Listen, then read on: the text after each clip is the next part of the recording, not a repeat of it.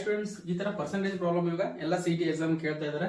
So ಯಾವ್ದಪ್ಪ ಅಂದ್ರೆ what is the discount percentage of if you buy 5 item 3 get free. ಹೌದಾ? So 5 item ತಗೋದ್ರೆ ಅದಕ್ಕೆ 3 ಫ್ರೀ ಕೊಡ್ತಾರೆ. ಅದಕ್ಕೆ ನಿಮ್ಗೆ ಎಷ್ಟು ಪರ್ಸೆಂಟೇಜ್ ನಿಮ್ಗೆ ಡಿಸ್ಕೌಂಟ್ ಸಿಕ್ಕಾಯ್ತು ಅಂತೇಳಿ ಇದನ್ನ ಕಂಡುಹಿಡಬೇಕು. ಹೌದಾ? ಸೊ ನಾನು ನಿಮ್ಗೆ ಯಾವ್ದನ್ನ ಬಿಡಿಸಿ ತೋರಿಸ್ತೀನಿ, 3 ತಗೋದ್ರೆ 2 ಫ್ರೀ ಸಿಗುತ್ತೆ.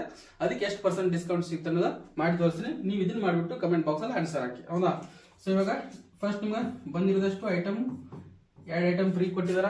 ಟೋಟಲ್ ಎಷ್ಟು ಐಟಮ್ ಬಂದಂಗಾಯ್ತು? 3 + 2 5 ಐಟಮ್. ಸೊ ಪರ್ಸೆಂಟೇಜ್ ಕೇಳಿದಾಗ ಯಾವತ್ತು ಇಂಟು 100 ಮಾಡ್ಕೋಬೇಕು. ಹೌದಾ? ಸೊ 5 1 5 20 20 × 2 40. ಸೊ 40% ನಿಮಗೆ ಡಿಸ್ಕೌಂಟ್ ಸಿಕ್ಕಾಗೈತೆ. ಹೌದಾ? ಅದೇ ತರ ನೀವು ಇದನ್ನ ಮಾಡಿಬಿಟ್ಟು ಕಮೆಂಟ್ ಬಾಕ್ಸ್ ಅಲ್ಲಿ ಆನ್ಸರ್ ಹಾಕಿ.